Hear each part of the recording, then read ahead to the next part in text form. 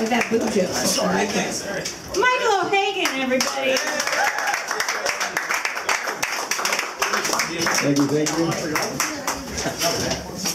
Second time at this mic. Yeah. Pretty cool little room.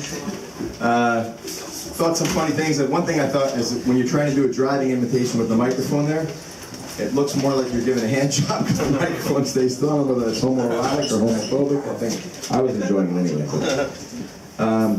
Speaking of gay stuff, you were talking, Joe, Skittles. Yeah. My kids love Skittles. I love Skittles when I was growing up. And ever remember that nasty trick? People would eat Skittles and it would make the saliva really, like the viscosity, spit to the ground and suck it back up. It's pretty nasty.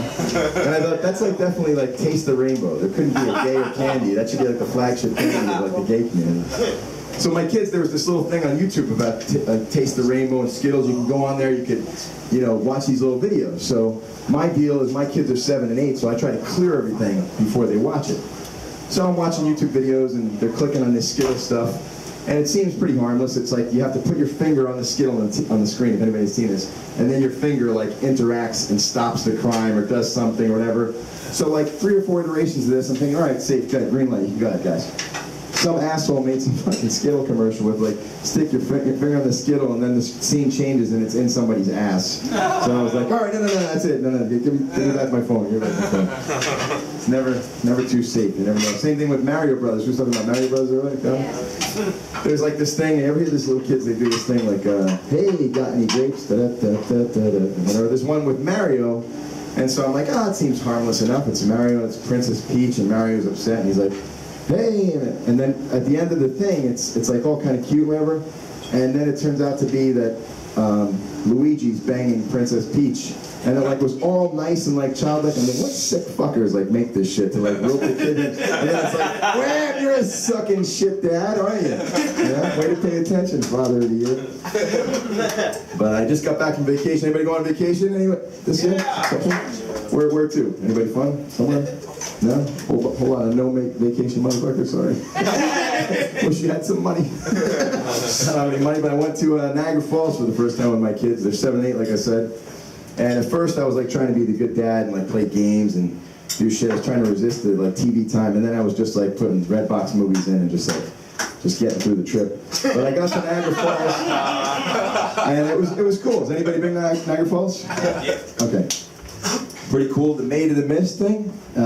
First of all, anybody know who the first person was to jump over the Niagara Falls, or go over the Niagara Falls with a barrel? What would you guess as a profile? What do you think they look like? First woman, first man to go to Viking? No. First person to go over the falls in a barrel was a 63-year-old school teacher. Isn't that fucking crazy? That just goes to show you how fucking crazy kids can make you. Get the fuck out of here. Over falls in a barrel. But then you find out too that this Maid of the Mist, that was like the big deal there. You know, you go on the boat. And Maid of the Mist apparently was based on some Indian squaw that was like, you know, heartbroken, and she was so heartbroken she went in a canoe and threw herself over the falls and killed herself. And I thought, man, the fucking good old days. Before, when heartbroken just meant you just go over the falls in a canoe instead of just drugging a guy and cutting his penis off and throwing it on 287 or whatever. That was. But I went to Canada on that trip, so we did the whole Niagara Falls American side, and that was cool. And then I decided, okay, cool, I'm going to go ahead and go across and have the kids go to Canada. So we go across to Canada, and the Canadian custom agent was like a little bit of a douche, and I fucking thought he shit ice cream, and he's just giving me a hard time about things. And when your kids, if your kids are below 16, you don't need a passport to go to Canada. You can just use your birth certificate.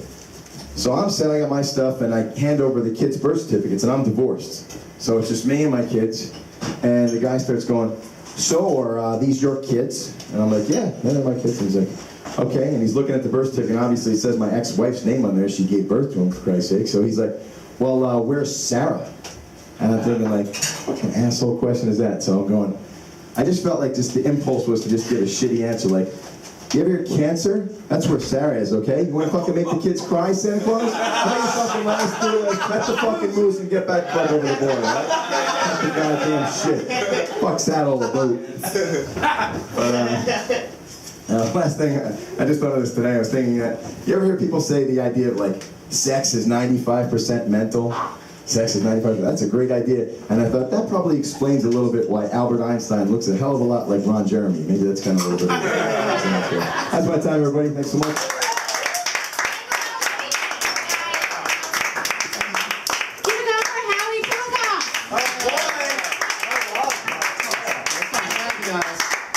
Thanks for staying. Michael, good job. Great considering your material's all about kids in front of a room of single loners here. That is not easy. And you could have had a kid, I guess. Apparently not. Me? I might. Based on your material, yeah. I got some shit to eat. Lincoln insult that.